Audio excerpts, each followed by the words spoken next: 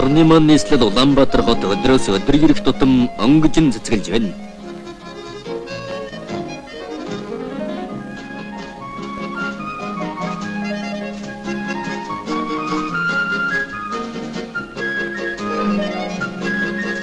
Энэ кино сэтгүүлд Монголын ард түмэн Октябрийн социалистик хөвсгөлийн 50 жилийн ой хугтаж улс төр хөдөлмөрийн эдвэхийг эрчимтэй өрнүүлж байгаа дөрөвдөд Улаанбаатар хотноо анд зөвлөлтийн ард түмний өгөөмөр тусламжтайгаар орчин үеийн эжгүрэн тоноглолтой зурагт радиогийн шин төв нэгдсэн тухайг үлэх болно. Энэ үйл явдал Монгол зөвлөлтийн ард түмний уламжлалт найрамдлын түүхэнд бас нэгэн шин хуудас нэмлээ.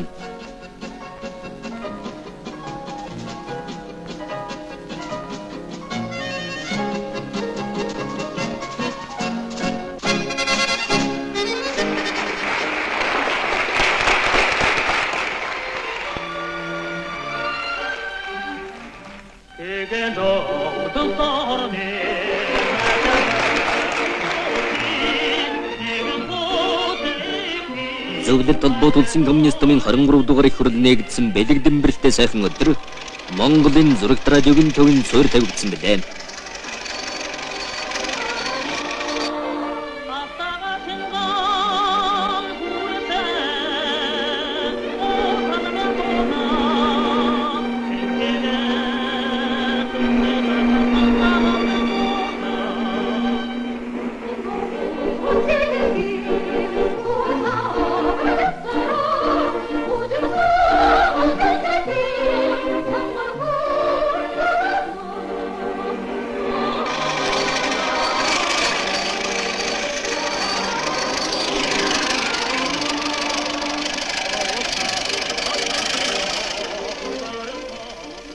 Дөрвөн тоног режинтэй төмөрлөх холойнуудаас бүтсэн энэ авраг том цамхаг тентэн нь 70-90 км-ийн зайд зурагт радиогийн нэвтрүүлэг дамжуулагч чадaltaй юм аа.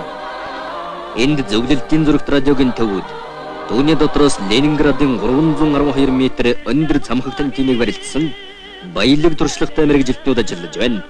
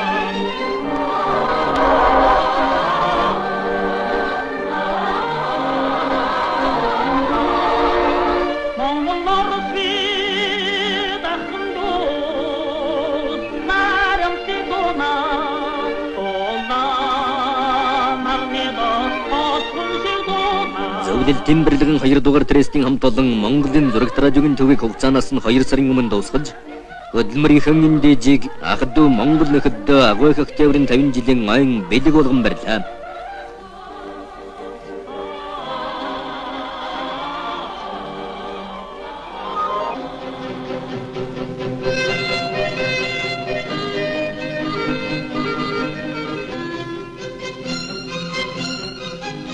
Зөвлөлтийн мэргэжилтэн нар орчин үеийн зурагт радиогийн дөрвөлөрийн техникт хөрөмжийн нарийн ажиллагааг Монгол анд нөхөдөө сэтгэл харамгүй зааж сургасны ачаар Монголын зурагт радио үндэсний боловсон хүчнүүдтэй боллоо.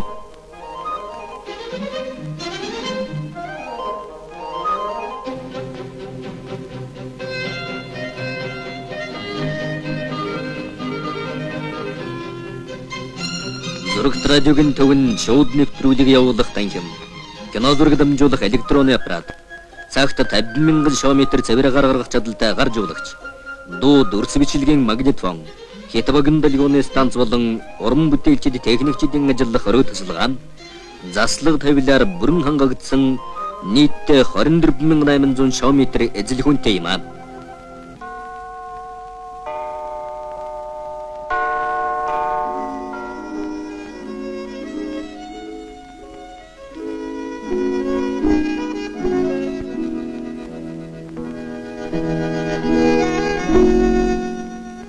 5 киловаттын хүчтэй Хэдвэгийн долгионы Якр радио станц, 4 сувагтай дүрсийн төв аппарат, нүүдлийн шууд нэвтрүүлэх станц зэрэг нь хоногт 12-оос 16 цагийн нэвтрүүлэг хийж байх чадaltaй юм аа.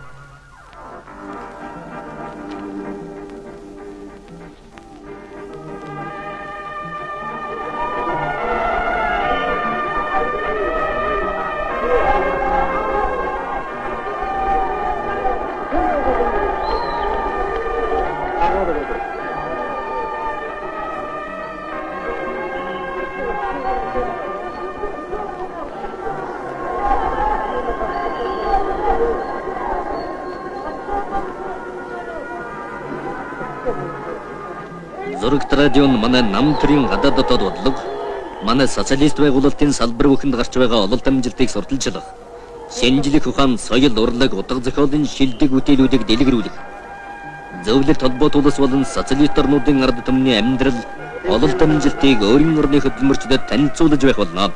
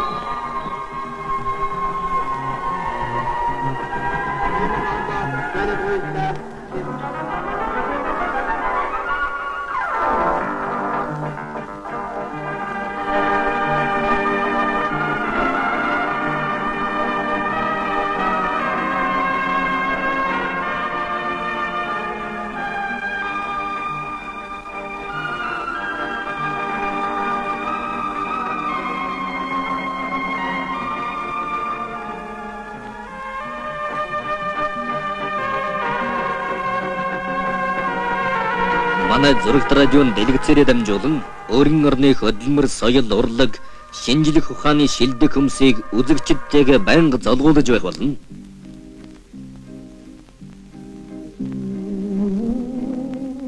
$1969 онд Улаанууд Улаанбаатарын хоорондох радио релэний шугам тавигдамагц, зөвлөлт холбоотуулс болон ах トゥ социалист орнуудын зурагт радиогийн программыг Улаанбаатараас гадна Сүхбаатар дархан хотуудад дамжуулан ертөнцийн сонин сайхныг нүдэрэн үзэх бололцоо нэгдэх юм аа.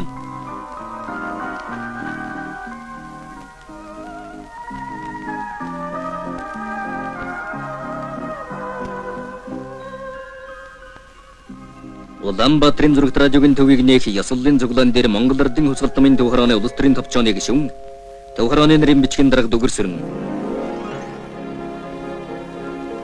Зөвлөлт холбоотуулсаас тусалцад суугаа онц бүрэн эрхлэлтийн сайд салуу яв.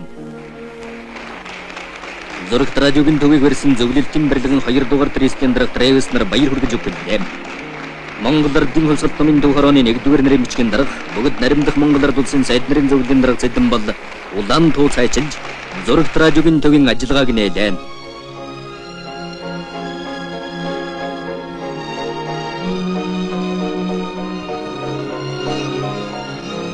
Зөвлөлтийн ард түмний авьяас билэг төвгүүд өгтийн гараар бүтээгдсэн Монголын зурагт радиогийн энэ гэрэлт цамхаг нь Монгол зөвлөлтийн ард түмний гамбат наримдлын мөнхийн бэлэг тэмдэг болон үрд гэрэлтэн сүндэрлэж байх болно.